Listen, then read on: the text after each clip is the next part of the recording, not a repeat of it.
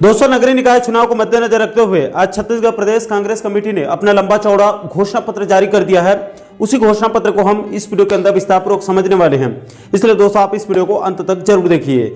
नमस्कार दोस्तों, मैं हूं आपका दोस्त लोकेश साहू और आप देख रहे हैं लोकेश छत्तीसगढ़िया यूट्यूब चैनल। आप सभी साथियों का हमारे इस चैनल पर बहुत बहुत स्वागत है। दोस्तों, जैसे कि आप सभी साथियों को पता होगा कि इस समय छत्तीसगढ़ में निकाय और पंचायत चुनाव अपने चरम पर है और राज्य निर्वाचन आयोग ने प्रदेश में चुनाव तारीखों का ऐलान करते ही पूरे प्रदेश भर में इस समय आचार संहिता लागू हो चुकी है। दोस्तों, आपकी जानकारी के लिए यह भी बता दूं कि प्रदेश में 11 फरवरी को एक चरण में नगरीय निकाय के लिए वोटिंग होगी और 17, 20 और 23 फरवरी को 3 चरण में त्रिस्तरीय पंचायत चुनाव के लिए वोटिंग होने वाली है। दोस्तों, आपकी जानकारी के लिए यहां पर यह भी बता दूं कि पंचायत चुनाव में बीजेपी कांग्रेस जैसे राष्ट्रीय पार्टी प्रत्यक्ष रूप से चुनाव नहीं लड़ते, यानी कि कमल छाप या पंजा छाप के बीच सीधे लड़ाई नहीं होती है, लेकिन नगरीय निकाय में सीधे बीजेपी कांग्रेस जैसे राष्ट्रीय पार्टियों के बीच सीधे भिड़ंत होती है। इसलिए नगरीय निकाय चुनाव को अपने पक्ष में करने के लिए सभी राष्ट्रीय पार्टियों की तरफ से एक के बाद एक घोषणा पत्र जारी किए जा रहे हैं। सबसे पहले बीजेपी ने नगरीय निकाय चुनाव के लिए अपना घोषणा पत्र जारी किया था, जिसको काउंटर करने के लिए आज छत्तीसगढ़ कांग्रेस पार्टी ने अपना घोषणा पत्र को जारी कर दिया है, जिसमें कई बड़े वादे किए गए हैं। तो चलिए दोस्तों, आगे एक एक करके संक्षिप्त में समझ लेते हैं कि आखिर कांग्रेस ने क्या क्या घोषणा किया है, क्या क्या वादा किया है। इसमें सबसे पहले सभी शहरी क्षेत्रों के तालाबों का संरक्षण और सौंदर्यीकरण करने के लिए विशेष पहल करने का वादा किया गया है। इसके बाद दूसरे नंबर पर तालाबों के घाटों और तालाबों में महिलाओं के लिए चेंजिंग रूम बनाने का वादा किया गया है। इसके बाद तीसरे नंबर पर शहर के व्यावसायिक क्षेत्रों में महिला प्रसाधन यानी कि महिलाओं के लिए टॉयलेट बनाने का भी कांग्रेस पार्टी ने अपने घोषणा पत्र में वादा किया है।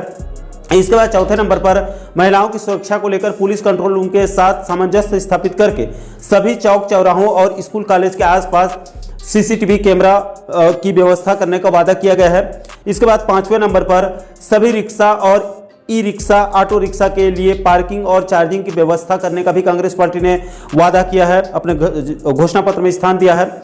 इसके बाद छठवें नंबर पर बीपीएल कार्डधारियों को श्रद्धांजलि राशि योजना के तहत मिलने वाले 2,000 रुपये राशि को बढ़ाकर 5,000 रुपये करने का वादा किया गया है। इसके बाद सातवें नंबर पर नगर निगमों के अनियमित कर्मचारियों को नियमित करने की दिशा में प्रयास करने का वादा किया गया है।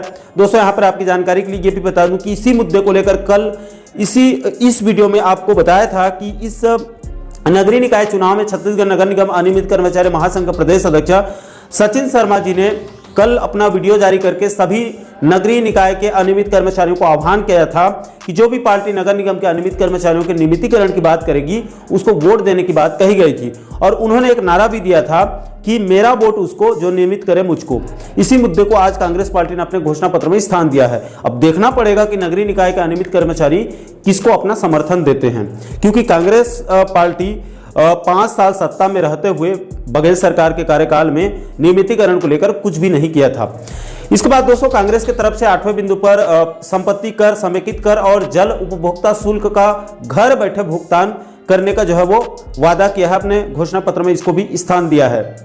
इसके बाद 9वें नंबर पर प्रदेश के नगरीय क्षेत्रों में जहां जहां पर ऑनलाइन भवन अनुज्ञा की सुविधा नहीं है, उन क्षेत्रों में इस सुविधा को बहाल करने का वादा किया गया है। इसके बाद 10वें नंबर पर मकान आवंटन प्रक्रिया को और आसान और पारदर्शी करते हुए सभी आवासहीनों को पात्रता अनुसार मकान देने का वादा किया गया है। इसके बाद 11वें नंबर पर नगरीय क्षेत्र के सभी वार्ड में कार्यरत सफाई कर्मचारियों की जानकारी को सार्वजनिक किया जाएगा, ताकि सभी वार्ड वाले जरूरत पड़ने पर सफाई कर्मचारियों को बुलाकर अपने अपने वार्ड की साफ सफाई जो है वो करवा सकें।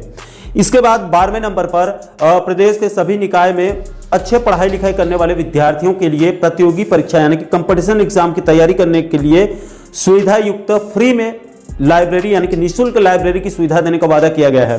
इसके बाद कांग्रेस की तरफ से 13वें नंबर पर यह वादा किया गया है कि प्रदेश के सभी शहरी क्षेत्रों के लोगों के लिए किसी के घर में 10 गात या फिर बेटी विवाह जैसे अन्य जरूरी कार्यक्रमों के लिए नगरीय निकायों के तरफ से फ्री में निःशुल्क पानी टैंकर की व्यवस्था करने का वादा किया गया है। इसके बाद कांग्रेस पार्टी की तरफ से 14 नंबर पर नगरीय क्षेत्रों में यूजर चार्जर का युक्तिकरण किया जाएगा, यानी कि यूजर चार्जर को मर्ज किया जाएगा।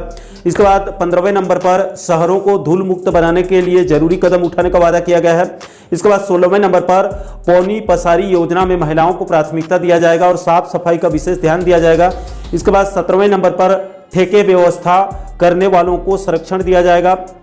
ठेका जो व्यवसाय करते हैं, ठेला वगैरह चलाते हैं, तो ठेला चलाने वालों को संरक्षण दिया जाएगा और वार्डों के प्रमुख स्थानों पर वेडिंग जोन चिन्हांकित करके जो है वो व्यवसाय करने के लिए उचित स्थान देने का भी वादा किया गया है। यानी कि ठेला जो चलाते हैं, जो गुपचुप चाट वगैरह बेचते हैं, उन ठेला व्यवसाय कर्मचारी जो व्यवसायियों के लिए कांग्रेस पार्टी ने जो है वो अपने घोषणा पत्र में भी उनके लिए जो है वो वादा किया है, उनके मुद्दों को भी शामिल किया है। इसके बाद 18वें बिंदु पर निकायों के विकास कार्यों में कसावट लाने के लिए पूर्व की भांति नगर निगम, नगर पालिका और नगर पंचायत के अध्यक्षों के चेक हस्ताक्षर करने के अधिकार को वापस दिलाने का वादा किया गया है। पहले ये अधिकार इनको दिया गया था, अभी की सरकार में बंद कर दिया गया, इसको फिर से बहाल करने का वादा किया गया है। इसके बाद 19वें नंबर पर प्रदेश के सभी निकाय क्षेत्रों में कन्या विवाह के लिए फ्री में सामुदायिक भवन उपलब्ध कराने का भी वादा किया गया है। इसके बाद 20वें नंबर पर सभी सामुदायिक भवन के ऑनलाइन बुकिंग सिस्टम लागू करने का भी वादा किया गया है। इसके बाद 21वें नंबर पर नगरीय क्षेत्रों में सरकारी जमीनों में लंबे समय से काबिज भूमिहीन लोगों को जमीन का अधिकार देने के लिए भूमि धारणा अधिकार दिया जाएगा, यह भी वादा किया गया है। इसके बाद 22वें नंबर पर प्रदेश के सभी नगरीय निकाय क्षेत्रों में पात्रता अनुसार वृद्धा पेंशन, दिव्यांग पेंशन और निराश्रित लोगों को पेंशन देने का भी वादा किया गया है। इसके बाद 23वें नंबर पर नगरीय क्षेत्रों के सभी सरकारी स्कूल और आत्मानंद स्कूलों में मेधावी छात्रों को प्रोत्साहन राशि से सम्मानित करने का भी वादा किया गया है। इसके बाद 24 नंबर पर सभी नगरीय क्षेत्रों के सभी वार्डों में सर्व सुविधा युक्त आंगनबाड़ी केंद्रों के निर्माण का भी वादा किया गया है। इसके बाद 25वें नंबर पर शहरी क्षेत्र के सभी स्कूली और महाविद्यालयीन छात्राओं को मुफ्त में सैनिटरी नैपकिन देने का भी वादा किया गया है। इसके बाद 26वें नंबर पर नगरीय निकायों में जन्म प्रमाण पत्र, मृत्यु प्रमाण पत्र और मैरिज सर्टिफिकेट को घर घर पहुंचाने का वादा किया गया है। इसके बाद 27वें नंबर पर सभी शहरी क्षेत्रों के युवाओं को रोजगार देने के लिए सभी निकाय क्षेत्रों में यूथ हब बनाने का भी वादा किया गया है। इसके बाद 28वें नंबर पर निकाय क्षेत्रों में महिला स्व सहायता समूहों को रोजगार देने का भी वादा किया गया है। इसके बाद कांग्रेस की तरफ से 29वें नंबर पर शहरी क्षेत्रों के सार्वजनिक स्थानों पर फ्री में वाईफाई सुविधा देने का भी वादा किया गया है अपने घोषणा पत्र में। इसके बाद 30वें नंबर पर कांग्रेस शासित सभी निकायों में जनता को उनके कामों को पूरा होने तक समय सीमा निर्धारित करके सिटीजन चार्टर बनाने का वादा किया गया है।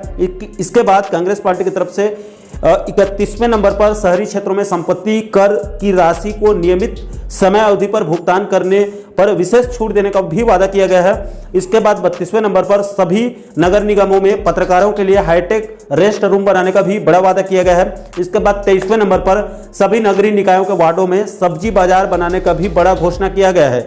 इसके बाद अंत में 34वें नंबर पर शहरी क्षेत्रों को आवारा कुत्तों से जो है वो सुरक्षित करने का भी वादा किया गया है। ये भी शहरी क्षेत्रों में एक बड़ा मुद्दा है।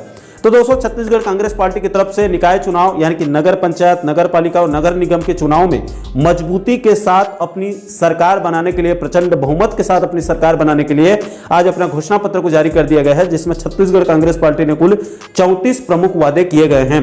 दोस्तों, इस मुद्दे को लेकर आप लोगों की क्या राय है? अगर प्रदेश में नगरीय निकायों में कांग्रेस पार्टी की सरकार बन जाती है तो कांग्रेस किन किन मुद्दों को पूरा कर पाएगी, और आपके हिसाब से नगरीय निकाय चुनाव में बीजेपी और कांग्रेस में किसकी स्थिति बेहतर दिख रही है? कौन सी पार्टी अपनी सरकार बना सकती है?